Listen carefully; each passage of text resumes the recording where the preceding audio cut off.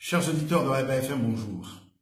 Nous sommes le samedi 24 novembre. Bon week-end. Beaucoup d'entre vous doivent s'attendre à ce que je traite de la loi d'habilitation qui est discutée en ce moment à l'Assemblée. RBFM vous en parlera, vous suivrez par la radio et par le net ce que font nos correspondants, ce qui se passe. Aujourd'hui, comme vous le savez, les samedis, nous traitons d'une question nationale qui a des ramifications à l'international. Il n'y a pas de question, il n'y a pas de sujet plus important que l'éducation. C'est une constante sur RBFM. Or, vous avez appris que le gouvernement français a décidé d'augmenter les frais d'études dans les universités françaises. C'est important. Et il faut s'étonner du peu de réaction des responsables de notre élite. Parce que ça, c'est plus important même que la loi d'habilitation.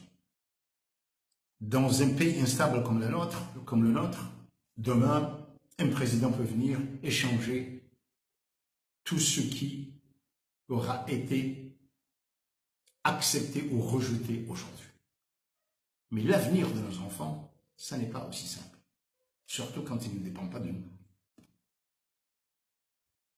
Le gouvernement français a décidé que dès l'année prochaine, les frais d'études pour un jeune qui s'inscrit en licence vont passer de 170 € à 2770 €.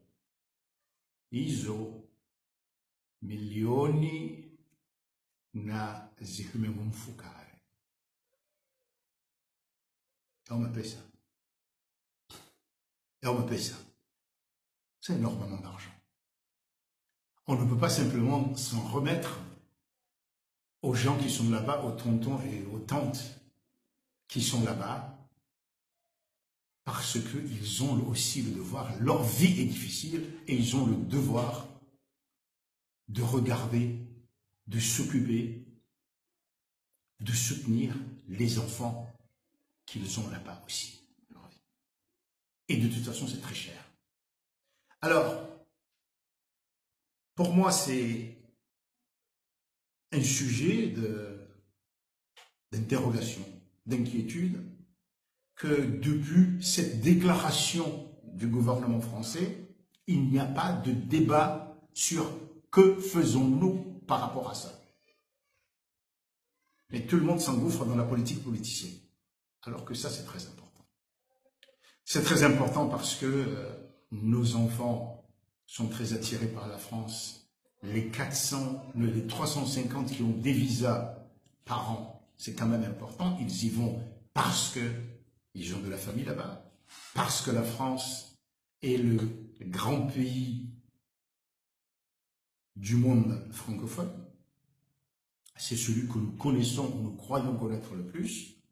C'est un pays très avancé, avec de très bonnes universités, même si 80%, plus de 80% des étudiants qui y vont échouent aux études parce que le niveau, ici, au baccalauréat, est très très faible. Mais que faire? C'est le temps, c'est le moment maintenant de réfléchir, comme font les Mauriciens, comme font un peu tout le monde, pour quelles alternatives nous avons. Nous avons quelles orientations?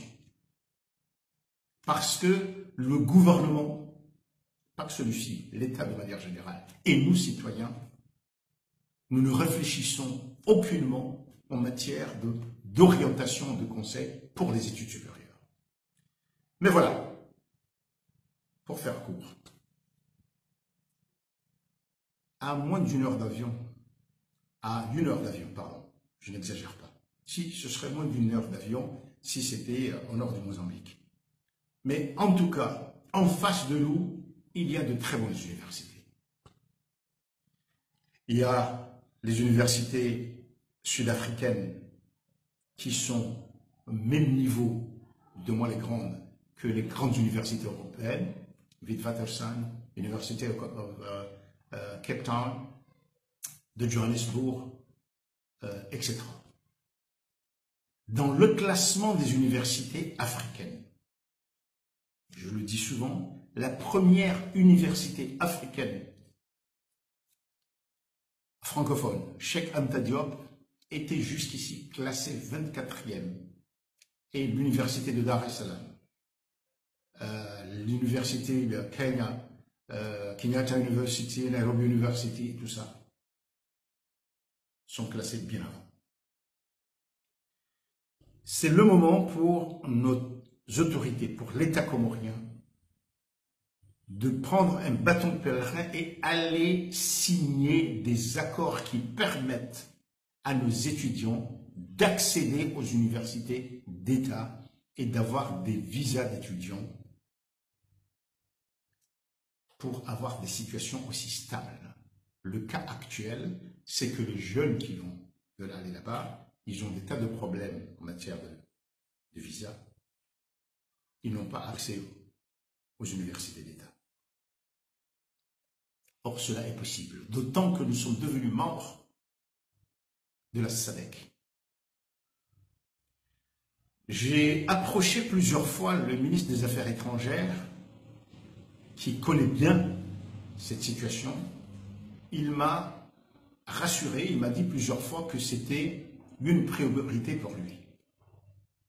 Mais là, maintenant, nous ne pouvons plus attendre. Il faut dire au gouvernement et à monsieur le ministre que ceci est prioritaire à tout autre sujet. C'est prioritaire à tout autre sujet. Et, mesdames et messieurs, cessez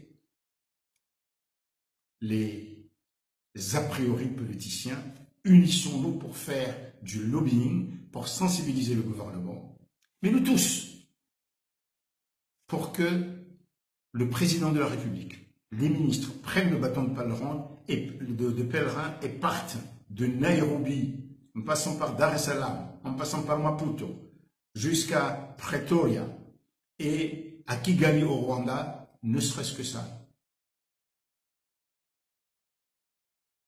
pour qu'on ait très rapidement des accords qui vont assurer un cadre d'études connu,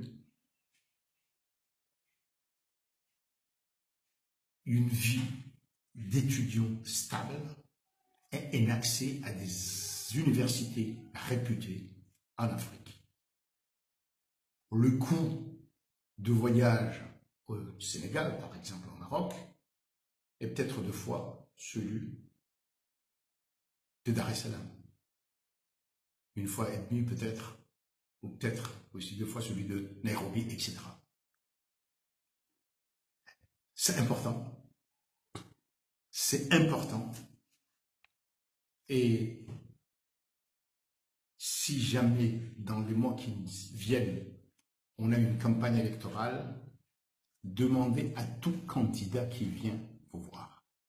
Qu'est-ce que vous faites ou qu'est-ce que vous avez fait pour qu'il y ait un accord permettant aux étudiants comoriens d'accéder aux universités d'État des pays voisins de l'Afrique de l'Est et australe.